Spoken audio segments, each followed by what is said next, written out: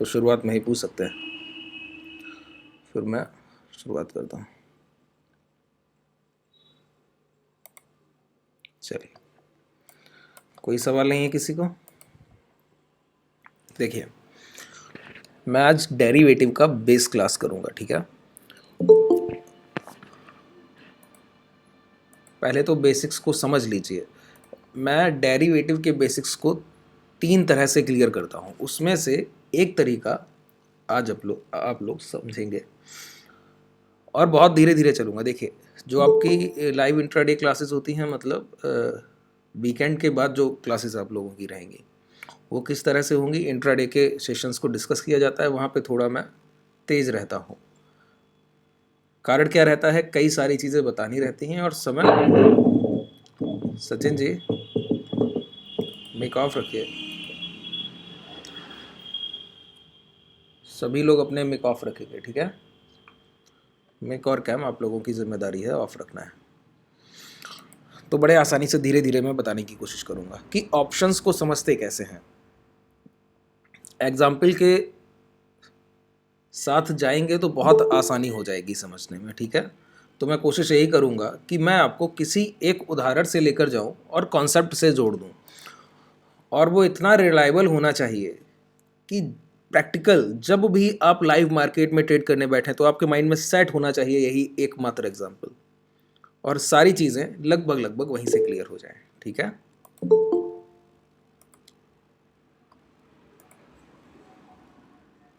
चलिए, late join करते हैं सर, अभी भी काफ़ी लोग नहीं ज्वाइन किया। देख लेते हैं, आसानी से चलते हैं।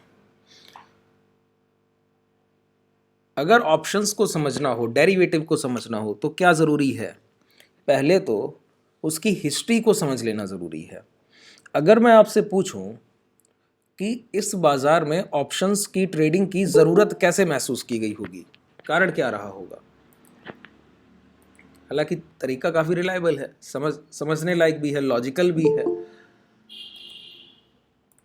आप बताइए खुद से सोचकर, अगर इंडियन मार्केट एनएसई और बीएसई में अगर सिर्फ आप मात्र, बिल्कुल सर, हैजिंग के पर्पज से किया गया, लेकिन क्या हैजिंग मात्र एक पर्पज रहा? क्या नहीं, कई, देखिए कितनी चीज़ें एक साथ देखनी होती हैं।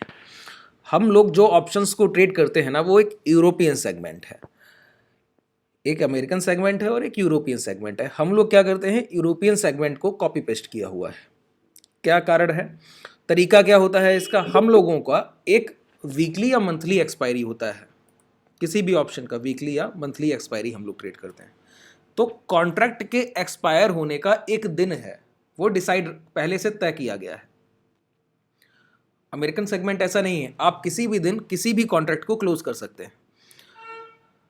इस पूरे कॉन्ट्रैक्ट को मैं यहाँ पे कॉन्ट्रैक्ट नाम ले रहा हूँ, मतलब कोई समझौता, कोई डील दो लोगों के बीच में। बाजार में कौन से दो लोग हैं सर? बायर एंड सेलर्स, दो ही हैं, खरीदार और बिकवाल। इनके बीच अगर कोई भी समझौता किया जाएगा तो वो किस किस तरह से हो सकता है, तो समझिए ज़रा, कॉन्सेप्ट को समझिए। जब यूरोप में ये डेरिवेटिव का कॉन्सेप्ट इंट्रोड्यूस किया गया होगा तो कारण क्या रहे होंगे।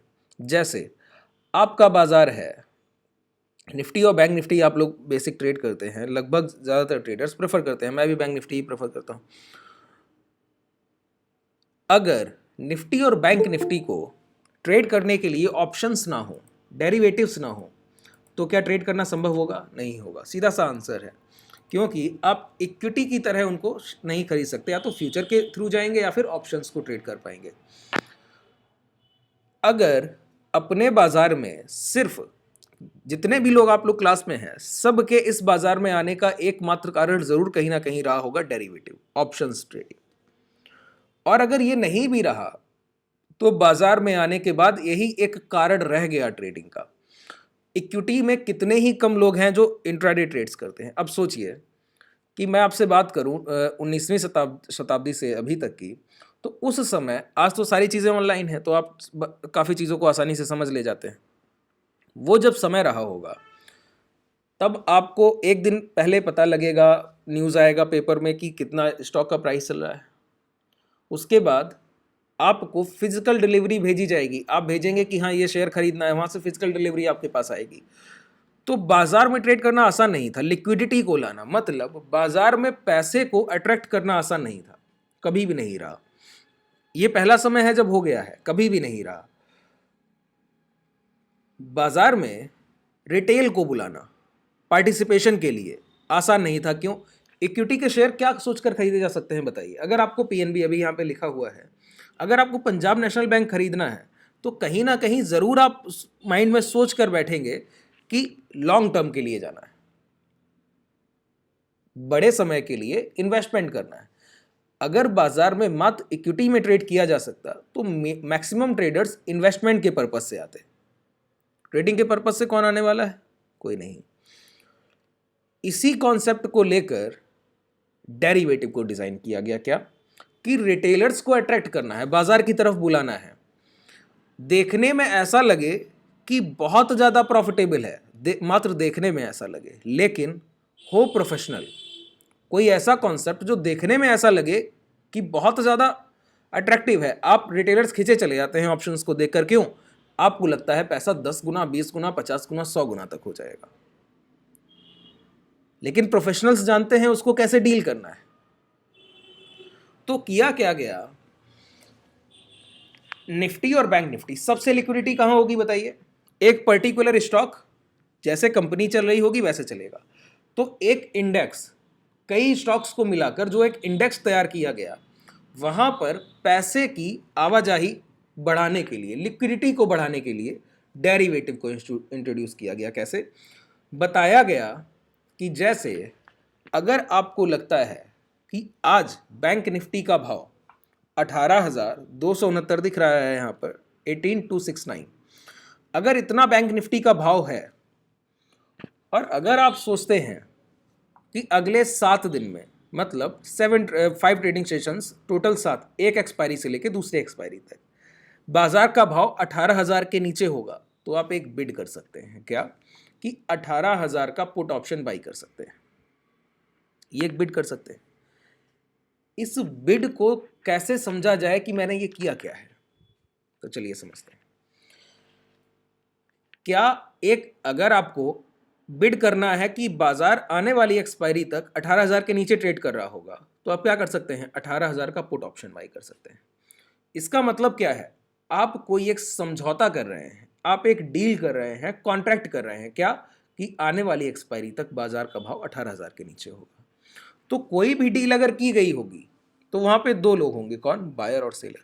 अगर आपने कहा है कि 18,000 के नीचे होगा तो आप 18,000 के पुट ऑप्शन के बायर होंगे।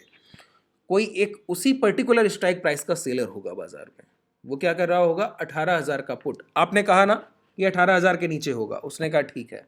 अगर आपको ऐसा लगता है तो ये लीजिए 18,000 का पुट ऑप्शन, आप खरीद लीजिए, मैं इसको शॉर्ट कर रहा हूं, मैं आपको पैसा पे करूंगा अगर 18,000 के नीचे गया तो।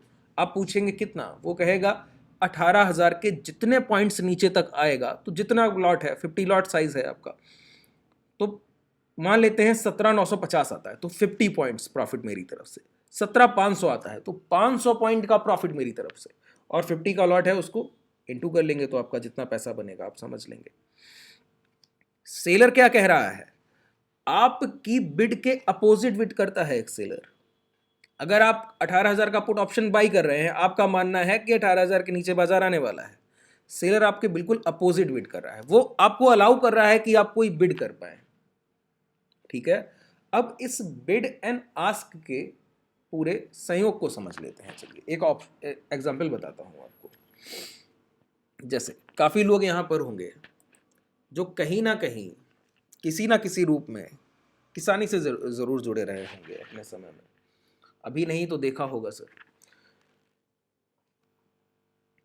तो अगर मैं आपसे कहूं क्या कि आपके खेत हैं मान लीजिए, और आपके जितने भी खेत हैं, मान लेते हैं 60-70 बीघा के आसपास आपकी कोई फसल होने को है, और आपको वहाँ रिस्क लगता है, जैसे आपको लगता है कि मैं धान करना चाहता हूँ एक फसल, तो आपको वहाँ रिस्क लगता है कि अगर मैंने किया तो मेरी लागत भी ना चली जाए। कई बार किसानों के साथ ऐसा होता है कि लागत भी वसूल नहीं हो पाती है जितना वो किसानी के लिए यूज़ करते हैं।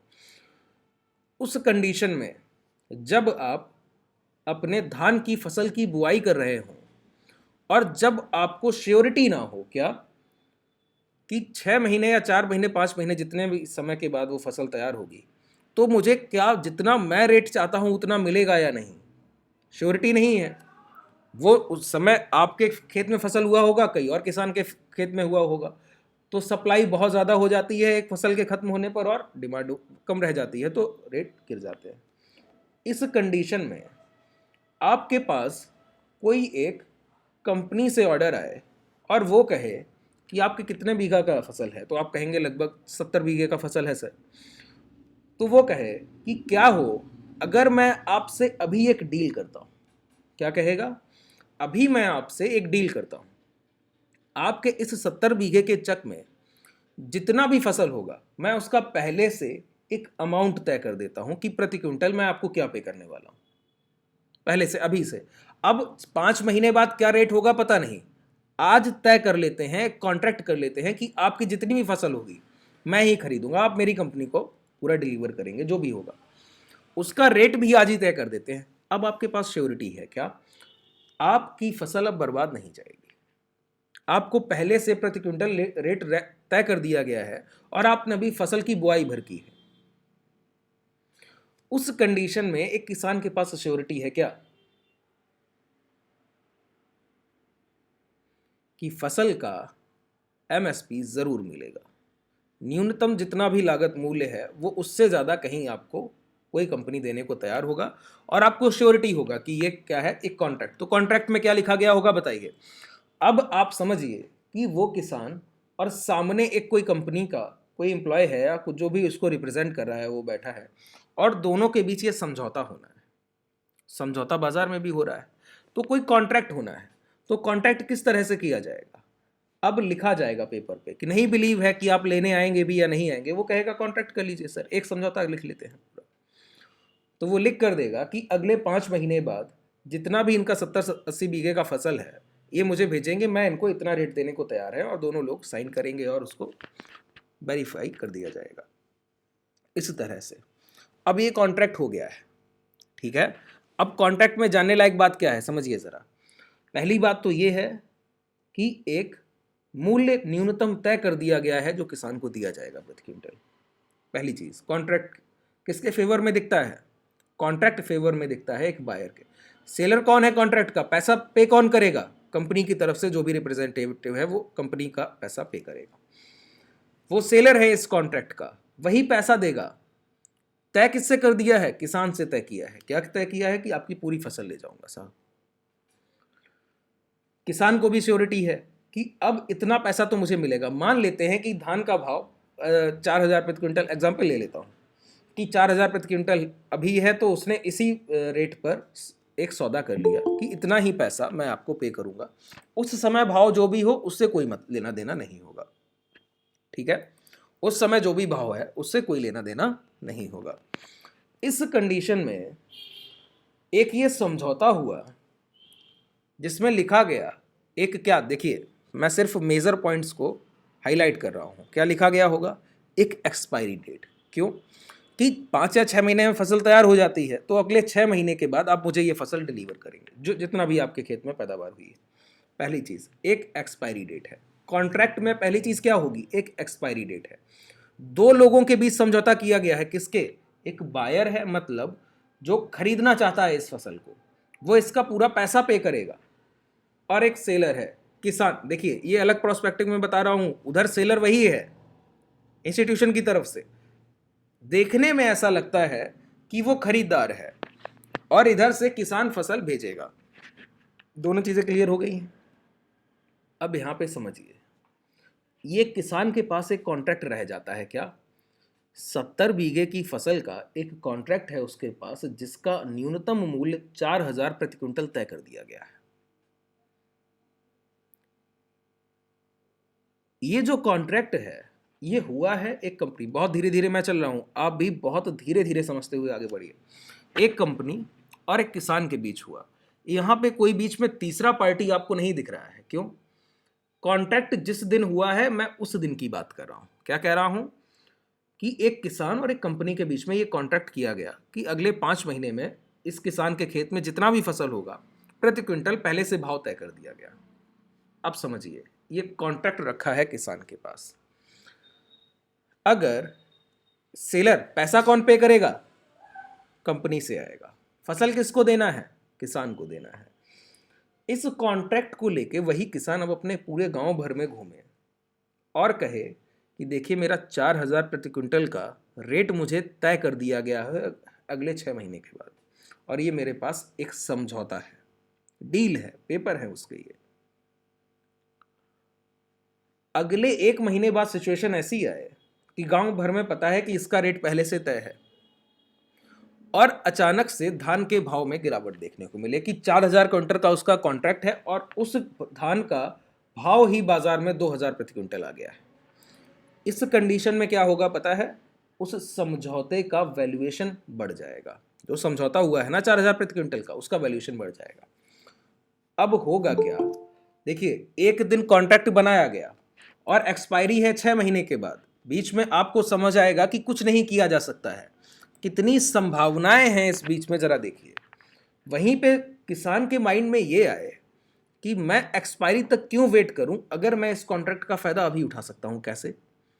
वो किसी किसान से जाकर कहे कि तुम्हारे खेत में भी फसल है, धान ही है, 70-80 बीघा आपका भी चक है, ये समझौता जो मैंने किया है, किसान ऐसा अंदाजा लगाए कि अभी 2 महीने बाद भाव गिर गया है, जब तक फसल तैयार होगा फिर से भाव 4,000 तक आ सकता है, तब तक के लिए मैं इस कॉन्ट्रैक्ट का फायदा उठा लूँ। क्या कि बाजार में भाव 2,000 रुपया आ गया है, कॉन्ट्रैक्ट में लिखा है 4,000 रुपया फिर भी पे करेगा, तो जो भी किसान, उसको पैनिक में दिखेगा। कैसे दिखेगा? पैनिक में, कि पता नहीं फसल का लागत निकलेगा भी या नहीं।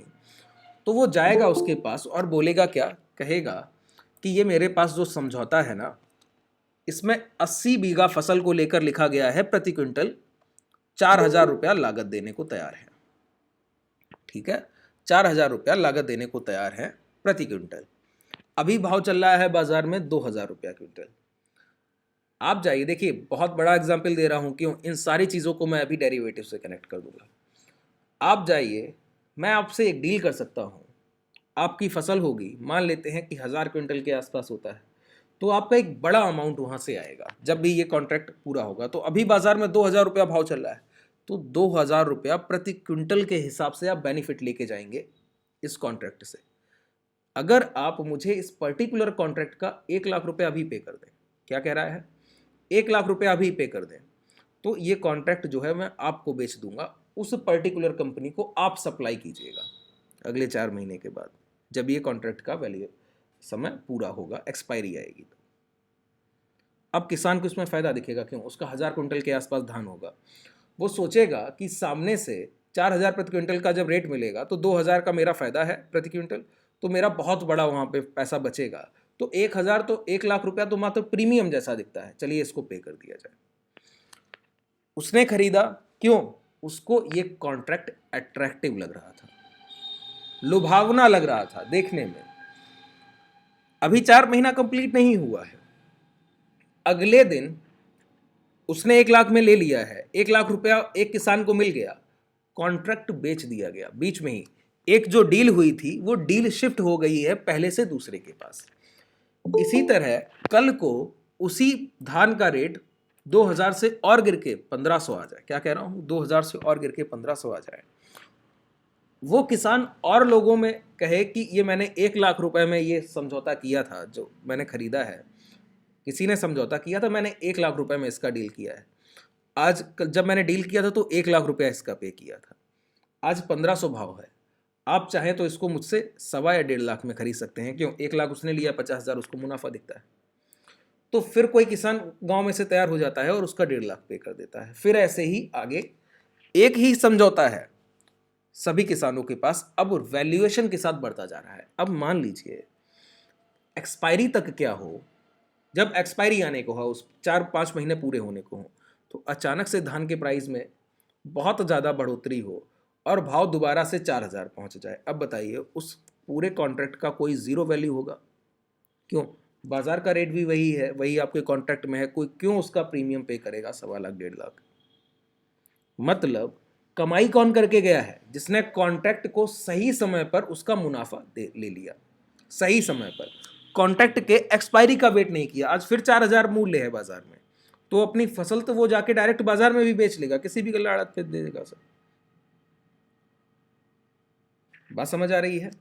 आप समझिएगा ये क्या था, यहां पे क्या हुआ, एक कॉन्ट्रैक्ट बिल्ड किया गया है, उसमें एक बायर और सेलर का होना जरूरी था। ठीक है, देखने में कैसा लगता है? अट्रैक्टिव लगता है। जैसे समझिए, अगर मैं आपसे कहूं, पूरे कॉन्सेप्ट से जितने लोग जुड़ जाएंगे यहां पर, उतना बेहतर आपके आने वाले समय में ट्रेडिंग हो जाएगा। अगर मैं आपसे कहता हूं एक्सपायरी कब है ये आने वाला, जरा बताइए। 22 दिसंबर होगा। चलिए देखते हैं। अभी बैंक निफ्टी का भाव चल रहा है, सॉरी निफ्टी का भाव चल रहा है 18,269। बैंक निफ्टी को लगा तो बेहतर समझेंगे आप, मैक्सिमम ट्रेडर्स वही ट्रेड करते हैं। इसको हटा देता हूं। बैंक निफ्टी कितना चल रहा है? 43,200। अब मैं आपसे यहां क्या कह रहा हूं, अगर मैं दो ऑप्शंस यहां पे ऐड करता हूं, ध्यान से सुनिएगा। पहला है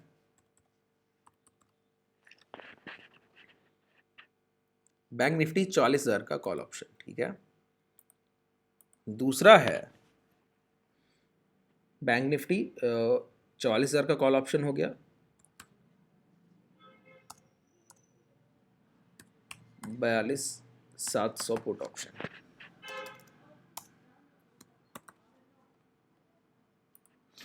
ठीक है, ये दो मैंने कॉन्ट्रैक्ट ऐड किए हैं।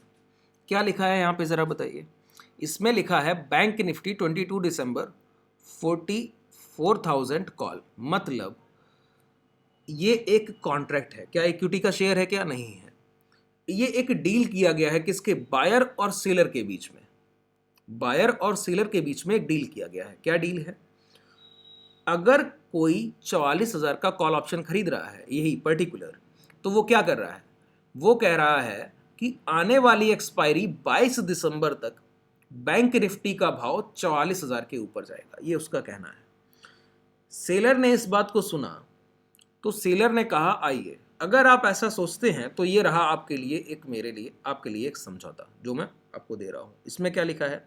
इसमें लिखा है कि आने वाली एक्सपायरी 22 दिसंबर तक अगर बाजार का भाव 44,000 के ऊपर जाता है, 22 दिसंबर तक एक्सपायरी है ना, कॉन्ट्रैक्ट है, इस वजह से एक एक्सपायरी है, समझौता है बायर और सेलर के बीच में।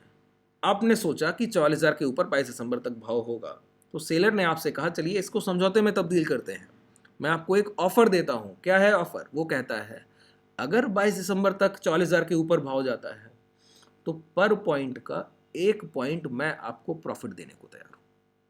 पर पॉइंट का 1 पॉइंट, मतलब अगर भाव 45,000 हुआ तो सेलर आपको 1,000 पॉइंट का प्रॉफिट देगा। 25 का लॉट है, ठीक है। कितना पैसा हो गया? अगर 44,500 भाव हुआ तो 500 पॉइंट का प्रॉफिट देगा। अगर 44,200 भाव हुआ तो 200 पॉइंट का प्रॉफिट देगा। लेकिन सेलर क्या कहता है इसी के साथ कि ये जो कॉन्ट्रैक्ट है ना, मैं आपको समय दे रहा हूं। क्या दे रहा हूं? समय। आज जो डेट है, अभी आपको लगभग 4 ट्रेडिंग सेशन मिलेंगे 22 दिसंबर तक। कल का दिन निकलेगा और फिर आपको थर्सडे तक 4 ट्रेडिंग सेशन मिलेंगे। अभी बाजार का भाव है 43,200, 800 पॉइंट दूर है 44,000। तो जो ये 4 दिन का मैं आपको समय दे रहा हूं ना, कि 44,000 तक भाव जा सके और उसके ऊपर भी निकल सके, आपका मानना है 22 दिसंबर तक जाएगा, तो ये जो समय है इसका आप मुझे प्रीमियम पे कीजिए। वहां पे क्या हो रहा था? समय था 2 महीने बाद, किसका? वो जिसमें धान का वैल्यू लिखा था 4,000 प्रति क्विंटल। आज धान का वैल्यूएशन गिर गया, फिर कोई सोच रहा है कि नहीं, अगर मुझे अभी 4,000 इसका भाव मिल सकता है 2 महीने बाद, तो इस कॉन्ट्रैक्ट को मैं पहले ही कर लूं। तो उसने क्या किया? 1,00,000 रुपया पहले ले लिया। किसका? समय का ले लिया ना। समय दे रहा है कि 2 महीने बाद भी बेचेंगे तो भी ये भाव मिलेगा, श्योरिटी दे रहा है। तो सेलर क्या कहता है? सेलर कहता है ये जो मैं आपको 4 दिन का समय दे रहा हूं और प्रॉफिट देने का वादा कर रहा हूं, समझौता है ना, कॉन्ट्रैक्ट है, तो 4 दिन का समय दे रहा हूं और उस 4 दिन के अंदर अगर भाव 44,000 के ऊपर जाता है तो प्रॉफिट देने का वादा करता हूं कि जो भी जितना ऊपर जाएगा, जितने पॉइंट्स अपसाइड, उतना आपका मुनाफा। तो इसके लिए आप मुझे एक प्रीमियम पे कीजिए। ये जो कॉन्ट्रैक्ट है इसका एक प्रीमियम पे कीजिए। क्या प्रीमियम है? ये है 48 पॉइंट्स। ये जो 48 रुपया लिखा है, अगर आप 44,000 का एक कॉल ऑप्शन बाई करते हैं तो ये एक प्रीमियम पे कर रहे हैं किसको? सेलर को।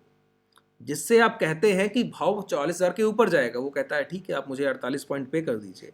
अगर 44,000 के ऊपर जाता है तो जितना अपसाइड मूवमेंट होगा 44,000 के ऊपर, वो सारा पैसा आपका। सेलर आपके अगेंस्ट बिड कर रहा है।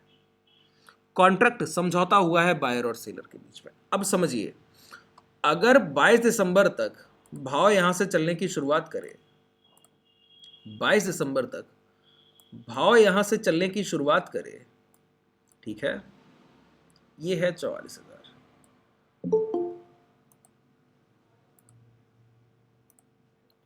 और यहां से थोड़ा बहुत अपसाइड मूवमेंट मंडे को हो, थोड़ा बहुत ट्यूसडे को हो, थोड़ा बहुत थर्सडे तक मान लेते हैं कि 43,900 पहुंच जाता है। आपने बिड किस लिए किया है बताइए? आपने अपसाइड मूवमेंट के लिए बिड किया है। प्राइस में मूवमेंट भी कैसा आया है? अपसाइड ही आया है। क्या है? अपसाइड भी आया है। ऊपर की तरफ ही बाजार गया है ना, 43,200 है और 43,900 पहुंच रहा है।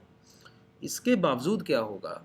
ये जो 48 पॉइंट प्रीमियम दिख रहा है ना, ये जीरो हो जाएगा, शून्य, 22 दिसंबर को, अगर बाजार का भाव 43,900 रहता है। फिर भी आपने बिड किया है अपसाइड मूवमेंट के लिए, और अपसाइड मूवमेंट के बावजूद क्या हो, 44,000 को मात्र बाजार क्रॉस ना करे। जो आपने स्ट्राइक प्राइस बाई किया उसको क्रॉस नहीं किया तो पर्टिकुलर स्ट्राइक प्राइस का जो भी प्रीमियम है वो जीरो हो जाएगा। क्यों? वो टाइम का वैल्यू है।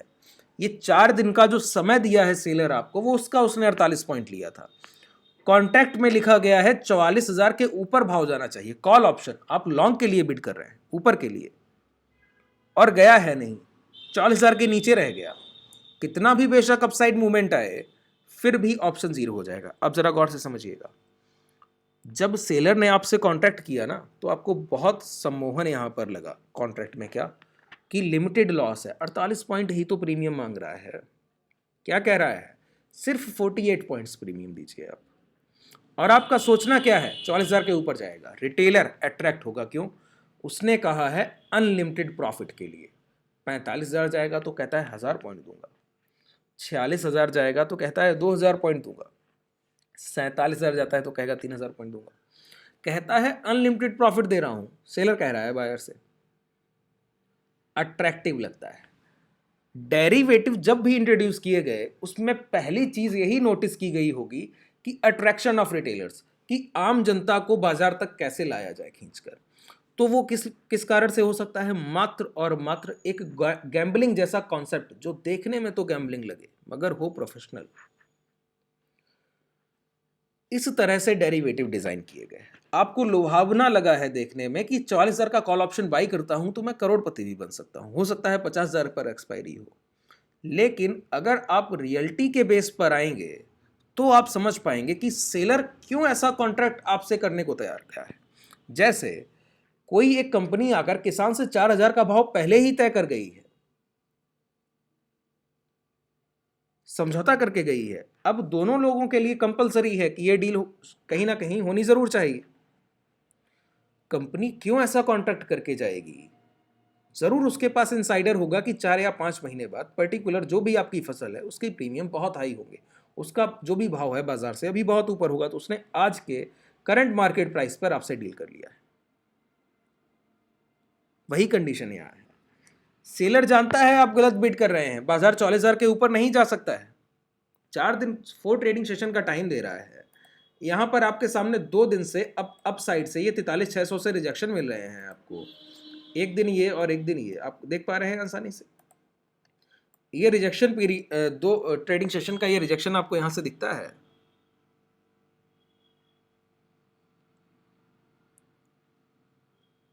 और बाजार यहां से निकले और 800 पॉइंट ऊपर तक भी रैली करे तो भी प्रीमियम जीरो होगा। बिड तो 44,000 के ऊपर का है। अब सोचिए सेलर के फेवर में क्या है और बायर के फेवर में क्या है, बिल्कुल आसानी से समझिए। यहां से पहला मूवमेंट अपसाइड 44,000 तक, 44,000 के ऊपर प्रॉफिट देने का वादा किया है, 44,000 पे प्रॉफिट देने का वादा नहीं किया है। यहां से 800 लगभग 780 पॉइंट का ऊपर अपसाइड मूवमेंट भी सेलर के फेवर में है। दूसरी बात, यहां पर कंसोलिडेशन तो भी भाव क्या 44,000 के ऊपर चला जाएगा, नहीं, वो भी सेलर के फेवर में है। यहां से डाउन ट्रेंड नीचे की तरफ गिरावट, वो भी सेलर के फेवर में है, तो भी भाव 44,000 के ऊपर नहीं जाएगा। ये 3 कंडीशन हैं जो सेलर के फेवर में है। मात्र एक कंडीशन आपके फेवर में है, वो क्या है कि प्राइस अपसाइड मूवमेंट करे, इतना ही नहीं 44,000 को ब्रेक करे, इतना ही नहीं 44,000 को ब्रेक करने के बाद आपने 48 पॉइंट्स पहले से पे किया है, 48 रुपया उसने ले लिया ना एज अ बायर, सेलर आप है, सॉरी बायर आप है, सेलर वो है, तो उसने आपसे 48 रुपया एज अ सेलर पहले ही ले लिया। तो ये 48 रुपया उससे कमाइए, कैसे कमा सकते हैं, जो उसने आपसे कॉन्ट्रैक्ट किया कि 44,000 के ऊपर प्रॉफिट दूंगा आपको, भाव 44,000 के ऊपर जाए, 44,048 पे क्लोज करे 22 दिसंबर को, तो जो आपने प्रीमियम पे किया है वो वसूल कर पाएंगे मात्र आप। अब सोचिए 44,000 के ऊपर भी जा रहा है 48 पॉइंट्स तक, तब आप कॉस्ट पे आ रहे हैं, क्यों, आपसे उसने एक प्रीमियम के तहत कुछ पैसा पहले ही वसूल कर लिया, पहले वो तो कमाइए। सेलर प्रोबेबिलिटी ऑफ प्रॉफिट ज्यादा रखता है, देखिए क्या है प्रोबेबिलिटी ऑफ प्रॉफिट। अट्रैक्शन दिख रहा था बायर के लिए, जब कॉन्ट्रैक्ट पढ़ा गया तो आपको लगा कि कितना भी अनलिमिटेड प्रॉफिट हो सकता है, लेकिन जब आपने इसको एज अ बायर के प्रोस्पेक्टिव से देखना छोड़ा और सेलर की तरफ बढ़े, तो आपको समझ आ रहा है ये एक प्रोफेशनल कॉन्ट्रैक्ट है। एज अ गैम्बलिंग अगर इसको यूज किया तो एक ही रास्ता है जो वहां पे किसान ने किया था, अभी समझाऊंगा कैसे।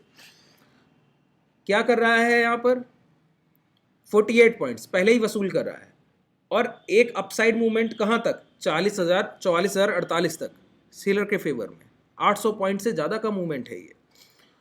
एक कंसोलिडेशन सेलर के फेवर में, एक डाउन ट्रेंड सेलर के फेवर में, मतलब लगभग अगर मैं कहूं कि 66% प्रोबेबिलिटी मिनिमम बता रहा हूं ये। अगर इस कंडीशन में आपसे पूछा जाए कि संभावना किसके सही होने की ज्यादा है, अब आप कहेंगे एक सेलर के सही होने की संभावना कहीं ज्यादा है, लगभग 66%, इतना तो कम से कम मान सकते हैं। अगर आप एक एक्यूरेट डेटा देखें तो लगभग 76% के आसपास बैठता है। अब सोचिए एक आपने इस तरह का कॉन्ट्रैक्ट किया है जहां पे आपके पैसा गंवाने की संभावना 76% है, अगर आप बायर हैं तो। अगर ऐसी बात है तो फिर एक कॉन्ट्रैक्ट बायर प्रॉफिटेबल कैसे हो सकता है, क्या कह रहा हूं, अगर ऐसी बात है तो एक कॉन्ट्रैक्ट बायर प्रॉफिटेबल कैसे हो सकता है, ये तो सेलर की बात है। सेलर की बात मैं नेक्स्ट क्लास जब भी ऑप्शन का डेरिवेटिव करूंगा वहां भी उस बेसिक्स में सेलर की और चीजें मैं वहां पे ओपन करूंगा, अभी मैंने मात्र एक उसका आपको नजरिया बता दिया है। अब समझिए अगर मैं आपसे कहूं कॉन्ट्रैक्ट हुआ और दिख रहा है 70% के आसपास, एवरेज मान लेते हैं कि सेलर के फेवर में कॉन्ट्रैक्ट किया गया है, अब बायर को प्रॉफिटेबल होना है, तो कैसे संभव है, क्या कोई रास्ता है, बिल्कुल है। क्या, कॉन्ट्रैक्ट टू कॉन्ट्रैक्ट चलिए, मतलब एक्सपायरी टू एक्सपायरी। एक्सपायरी कब होगा 22 दिसंबर को। अगर आप कुछ ऐसा कर पाते हैं कि कभी भी इस कॉन्ट्रैक्ट के प्रीमियम कब बढ़ेंगे और कब घटेंगे, ऐसा कुछ अगर आप प्रिडिक्ट कर पाते हैं इस एक्सपायरी टू एक्सपायरी में, अभी 4 ट्रेडिंग सेशन है, किसी समय बाजार में आपको फील हो कि इस कॉन्ट्रैक्ट का वैल्यूएशन बढ़ सकता है, कैसे बढ़ेगा बताइए, ध्यान से सुनिएगा। मैंने किसान और जब वहां पर आपको एग्जाम्पल दिया तो आपने एक चीज गौर की कि जब जब धान के भाव गिर रहे थे बाजार में तो उस कॉन्ट्रैक्ट का वैल्यू बढ़ रहा था। एक किसान ने क्या किया, उसका 1 लाख रुपया दे दिया, क्यों, 2,000 रुपया बाजार का भाव है और कॉन्ट्रैक्ट में लिखा है 4,000 रुपया भाव। वैल्यूएशन, कॉन्ट्रैक्ट का वैल्यूएशन एक्सपायरी से पहले बढ़ गया।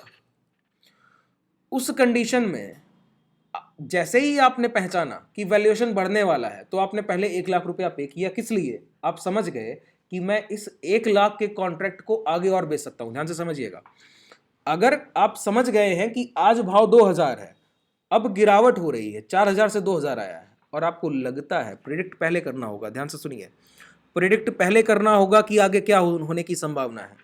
आप जब समझ जाएं, बिल्कुल क्लियर हो कि भाव 1500 भी भाव धान का आ सकता है, तो आप क्या करेंगे, उसका पहले कॉन्ट्रैक्ट का 1 लाख रुपया पे करेंगे एज अ प्रीमियम, खरीद कर अपने पास रख लेंगे। जैसे ही 1500 भाव आया, आप बाजार में फिर निकलेंगे, कहेंगे 2000 पे जब भाव था तो मैंने ये कॉन्ट्रैक्ट खरीदा था 1 लाख में, आज 1500 है, 1.5 लाख कोई देने को तैयार है क्या? मतलब एक एक्सपायरी से लेके दूसरी एक्सपायरी के बीच में जो इन स्ट्राइक प्राइस के प्रीमियम्स को ट्रेड कर सकता है वही बायर है। जो बाजार की कंडीशन को देखकर यह समझ जाए कि इस पर्टिकुलर स्ट्राइक प्राइस के वैल्यूएशन कब बढ़ने वाले हैं, वही बायर है। कैसे? अगर आपको लगता है, समझिएगा, यहीं पे आएगा प्राइस एक्शन। क्या है प्राइस एक्शन? अब ये चार्ट यहां पर आपके सामने है, प्रीवियस ट्रेडिंग सेशन। अब हम लोग तो ट्रेड करके चले गए साहब, मॉर्निंग प्रॉफिट्स बुक किए होंगे आप लोगों ने, उसके बाद पोजीशन भी लेके गए हैं शॉर्ट का, वहाँ भी लगभग प्रॉफिट आने की संभावना ही होगी। क्या था कारण? कि हम लोग डे लो के पास क्लोज कर रहे थे। ध्यान से सुनिएगा, अगर कल के दिन क्या हो कि प्राइस यहाँ पे कंसोलिडेशन करे, और जो आपने सीखा है कि थोड़ा सा रिजेक्शन लेके दोबारा से यहीं लौटे और इस कंसोलिडेशन के हाई ब्रेक कर दे, अपसाइड हाई ब्रेक कर दे। क्या कह रहा हूं? अपसाइड ये हाई ब्रेक कर दे, तो एज अ ट्रेडर आप समझ जाएंगे कि भाव ऊपर की तरफ जा सकता है। बैंक निफ्टी का भाव ऊपर की तरफ जा सकता है। जब ये अपसाइड मूवमेंट हो सकेगा, कैसे? आपने कैसे देखा? प्राइस एक्शन को देखकर भाव को समझा तो आप कह पाए कि अपसाइड मूवमेंट हो सकता है। अब सब सुनिए, 43,200 का भाव है अभी बैंक निफ्टी का, आपने समझ लिया 43,300 के आसपास कि अभी और ऊपर जाना है, ब्रेकआउट हुआ है ना, तो मिनिमम भाव कहां जाएगा? भाव जाएगा, मान लेते हैं 43,500, एग्जाम्पल लेते हैं, 300 पे आपने पकड़ लिया कि 500 तक जाएगा, तो आप क्या करेंगे? आप समझ जाएंगे कि अब क्या होगा बाजार में। 43,300 पे अगर 44,000 के कॉल ऑप्शन का प्रीमियम कितना है? फुट मान लेते हैं कि 48 ही रुपया है, आपने कैच कर लिया कि 500 तक जाएगा, तो आप क्या करेंगे? आप समझ जाएंगे अब 44,000 के कॉल ऑप्शन का प्रीमियम अगर 43,300 पे जब बाजार ट्रेड कर रहा है तब 48 रुपया है। जब 43,500 ट्रेड करेगा उस समय इस कॉन्ट्रैक्ट का प्रीमियम हो सकता है 70 या 80। आपने एनालाइज कर लिया, तो आपने क्या किया? अब कॉन्ट्रैक्ट एक्सपायर होने से पहले उसको ट्रेड कर लिया है बाजार में। कैसे? आपने खरीदा जब बाजार का भाव 43,300 है, 48 रुपए पर, जैसे ही 43,500 गया आप दोबारा बाजार में निकले, मैंने तब खरीदा था जब 43,300 भाव था, 48 रुपए पर, अब इसका भाव 70 है, आप बेचकर निकल जाएंगे। मतलब जब तक आपकी प्राइस एक्शन पर इतनी बेहतरीन पकड़ नहीं है कि आने वाले जो भी सिनेरियोज बाजार में है, up side movement, down side movement, उसको आप कैप्चर नहीं कर पाते हैं, तब तक आप बायर नहीं हो सकते। बायर एक्सपायरी के बीच में प्रीमियम्स को ट्रेड करता है, कॉन्ट्रैक्ट को बाई सेल करता है। जब उसको लगता है सस्ता वैल्यूएशन है, खरीद लेगा, हाई पर बेच देगा। अब अचानक से आप गलत होते हैं। सोचिए, 43,300 पे आपने खरीदा 48 पे, क्या सोचकर कि 43,500 तक भाव जाने वाला है। अचानक से 43,300 से भाव लौटा और 250 आ गया, आपको लगेगा ना कि कहीं गलत सौदा तो नहीं कर लिया है। यही आपका स्टॉप लॉस है। 48 पे खरीदा था, आपने सोचा था 70 पे बेचूंगा, अचानक से भाव गिरा 250 आ गया, तो कॉन्ट्रैक्ट का प्रीमियम कितना होगा? 40। आप काट के निकल जाइए, किसी और को सौदा काट दीजिए एज अ बायर। क्यों? क्योंकि 40,000 अगर नहीं गया तो वैसे ही जीरो होना है, मैं बस बीच के प्राइस का फायदा उठा रहा हूं, वैल्यूएशन के कम ज्यादा होने का फायदा उठा रहा हूं। अल्टीमेट रिजल्ट, जैसे यहां से चल के आज के दिन चला भी जाए 43,500, तो अचानक से गया है ना, तो 48 का प्रीमियम अचानक से 70 होगा। 70 होते ही आपने कॉन्ट्रैक्ट किसी और को सेल करके निकल गए।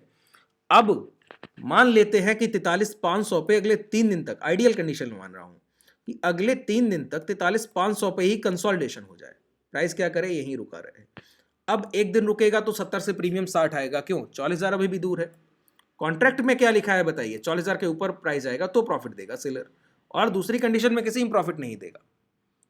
तो कॉन्ट्रैक्ट का वैल्यूएशन अचानक से ऊपर गया था। अब एक दिन कंसोलिडेशन हो गया, मंडे को प्राइस खुला और ट्यूसडे तक 43,500 पर ही है, तो जो 70 प्रीमियम गया था वो प्रीमियम डिके होते होते 55 या 60 दोबारा आ जाएगा। अगर एक दिन और रुकता है तो 55 या 60 का प्रीमियम 40 आ जाएगा। एक दिन और रुकता है तो एक्सपायरी पास आ गई तो वो नियर बाई जीरो होगा। अगर 43,500 पर ही एक्सपायरी हो तो स्ट्राइक प्राइस जीरो हो जाएगा। मतलब आपने सिर्फ एक प्रीमियम के वैल्यूएशन का फायदा उठा के निकल गए। इससे एक चीज और क्लियर होती है, ऑप्शन बायर कभी भी ट्रेड को ओवरनाइट होल्ड नहीं कर सकता है। क्यों? प्रीमियम डिके का खतरा है। ऑप्शन बायर का क्या है? प्रीमियम डिके का। आप लोग कई बार ऑप्शंस को बाई करते होंगे, वहां पर सबसे बड़ी तकलीफ क्या आती है बताइए? सबसे बड़ी आपके सामने जो तकलीफ है वो ये है कि अगर आपने 44,000 का कॉल ऑप्शन तब बाई किया है जब बाजार का भाव 43,200 है, अब 43,200 ही भाव है एक दिन तक, अगले एक दिन तक, और बाजार ना अपसाइड मूवमेंट कर रहा है ना डाउन साइड, तो 48 का भाव 40 रह जाता है एक दिन के बाद। फिर आप सोचते हैं कि बाजार का भाव तो वहीं का वहीं है, लॉस मैंने फिर भी कर लिया है। कारण क्या है? कारण यही है, क्या? Premium decay. क्योंकि आप कोई इक्विटी का स्टॉक खरीद कर नहीं बैठे हैं, आप किसी कंपनी में शेयर होल्डिंग लेके नहीं बैठे हैं, आपने प्राइस का सौदा किया है, भाव का सौदा किया है, आपने कुछ पर्टिकुलर बिड किया है। अगर आप बिड करने में स्ट्रांग नहीं हैं तो आप लॉस करेंगे। क्यों? अल्टीमेट रिटर्न सेलर ले जाएगा। तो अगर आप बिगिनर हैं तो आपको क्या करना चाहिए बताइए? अब इस चीज को कैच करने के लिए क्या कि 43,300 का भाव 500 होगा, समय लगने वाला है, ये तो बात तय है। आप इतने परिपक्व हो कि भाव को बढ़ते हुए पकड़ लें कि आधे एक घंटे बाद कहां होगा, या गिरते हुए पकड़ लें कि आधे एक घंटे बाद कहां होगा।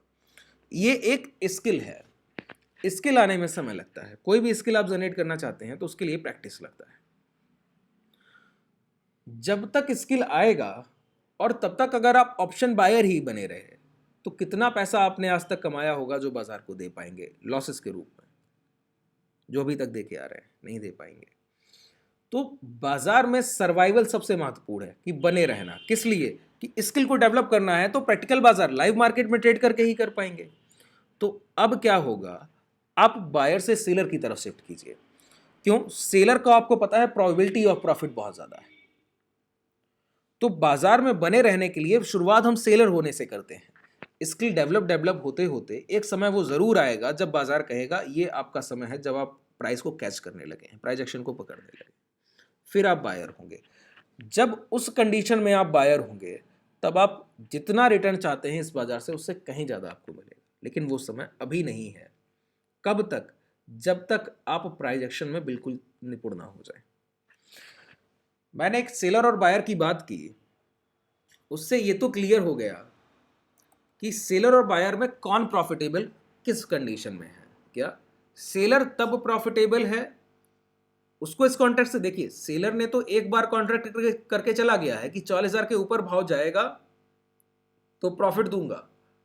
अब एक बायर ने 48 पे खरीदा, दूसरे को 40 पे बेच दिया, दूसरे ने 40 पे खरीदा, तीसरे को 50 पे बेच दिया, तीसरे ने 50 पे खरीदा, चौथे को 70 में बेच दिया, चौथे ने 70 में खरीदा, उसने 40 में काटा, पांचवें ने 40 पे खरीदा, उसने 30 पे काटा। तो देखिए सेलर तो अपना कॉन्ट्रैक्ट करके शांत बैठा है। अब उसी में लड़ झगड़ कौन रहे हैं? बायर्स। एक से दूसरा खरीदता है, दूसरे से तीसरा, उसी में लॉस और प्रॉफिट होते जा रहे हैं। क्यों? इंट्राडे में कभी किसी को लगता है कि 44,000 चला जाएगा, 10 मिनट बाद प्राइस गिरने लगता है, सेंटीमेंट चेंज हो गया है, बाजार में गिरावट हो रही, तो लोग सोचते हैं अब नहीं जाएगा, तो वैल्यूएशन कम होने लगता है। जैसे जैसे वैल्यूएशन बढ़ेगा और घटेगा, प्रॉफिट्स कौन और लॉस कौन करेंगे? रिटेलर, जो बायर है। अब इस तरह का कॉन्सेप्ट जब तक आपने बाजार को सेलर के नजरिए से नहीं देखा तब तक बायर ही आपको प्रॉफिटेबल दिखता है। क्यों? कभी कभी क्या होता है, जब आप बाजार में एंटर करते हैं तो आप कोई इस तरह का कॉल या पुट बाई करते हैं और अचानक से आपको जैकपॉट लगता है। आपको लगता है मात्र 10-15 हज़ार रुपया लगाया है और 5,000 दे के जा रहा है। 33%, 30-33% रिटर्न इंट्राडे एक दिन का। और फिर आप देखते हैं कि वो तो डबल हो गया था। तो एक दिन में पैसा डबल। रिटेलर्स को अट्रैक्ट किया है बाजार की तरफ किसने? सेलर्स ने। सेलर्स हैं प्रोफेशनल, उन्होंने जो भी डिजाइन किया कॉन्सेप्ट पूरा डेरिवेटिव का अपने लिए किया।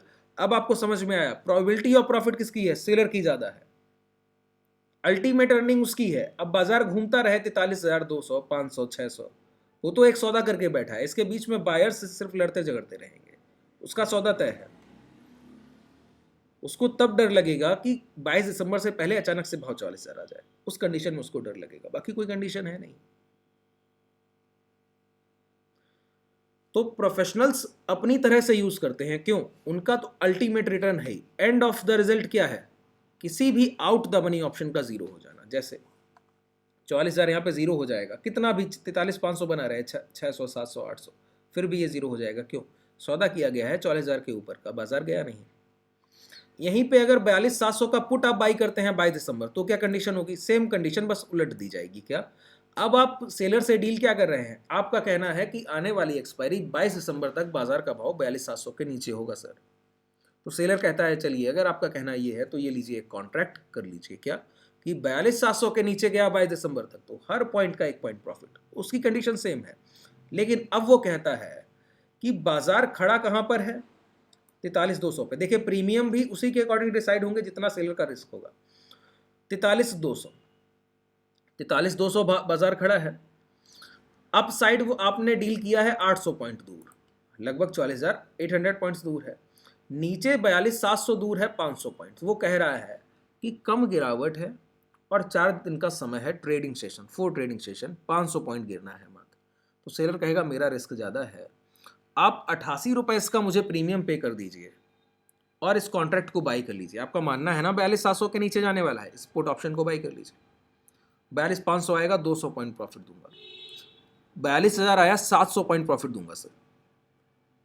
इस लुहावनेपन में फिर बायर फंस जाता है, उसको लगता है 88 रुपया मात्र मांग रहा है और कहता है 42,700 के नीचे गया तो जितना नीचे उतना पैसा देगा, 1000 पॉइंट तो 1000 पॉइंट प्रॉफिट, मतलब मैं मात्र 88 पे करूं, मुझे 1000 मिलने का भी संभावना है। संभावना कितनी सही हो सकती है आप समझिए जरा इस बात को। सेलर ने कहा 42,700 के नीचे जाए 22 दिसंबर तक और 88 पॉइंट्स प्रीमियम, मतलब 88 रुपया पहले ही आपसे लेके बैठ गया। इसका मतलब है कि जो आपने 88 पे किया ये भी निकालिए उससे। कैसे निकाल पाएंगे कि 22 दिसंबर तक बाजार का भाव 42,700 से 88 पॉइंट और नीचे आए, मतलब 42,612। तब आप कॉस्ट पर आएंगे एज अ बायर, अगर एक्सपायरी टू एक्सपायरी देखा जाए तो। सेलर कह तो रहा है 42,700 के नीचे प्रॉफिट दूंगा, लेकिन 88 पॉइंट्स प्रीमियम पहले ही लेके बैठ गया है। ये उसका हिडन है जो आप उसने आपको बताया नहीं और समझ नहीं पाए कि 88 पॉइंट्स जो आपने प्रीमियम दिया ये टाइम का वैल्यू आपने दे दिया उसको, समय का वैल्यू ले रहा है आपसे, और ये आपको वसूल करना होगा। क्यों, समय तो निकल जाएगा 22 दिसंबर तक, समय तो पूरा हो जाना है, तो समय का वैल्यू 0, 0 कैसे निकलेगा, जो आपने पर्टिकुलर स्ट्राइक प्राइस बाई किया है उससे निकलेगा, जो कॉन्ट्रैक्ट किया गया, डील हुई। तो 612 जब भाव आएगा तो 88 पॉइंट पे ये प्रीमियम बंद होगा, तो आप कॉस्ट पे निकलेंगे। सोचिए 500 पॉइंट गिरे, उसके बाद 88 पॉइंट और गिरे, तब आप कॉस्ट में है। अब 612 का जितना नीचे वो आपका प्रॉफिट है एज अ बायर। यहां भी सेलर किस किस कंडीशन में प्रॉफिटेबल है बताइए, कंसोलिडेशन 42,700 के नीचे नहीं जाना, यहां से गिरावट भी हो और 42,612 तक हो, फिर भी सेलर को कोई लॉस नहीं है, इसके बाद लॉस होगा, तो एक लिमिटेड गिरावट भी सेलर के फेवर में है। अप साइड मूवमेंट हो गया तो भी 42,700 नहीं जाना है, तो अप साइड मूवमेंट भी सेलर के फेवर में है।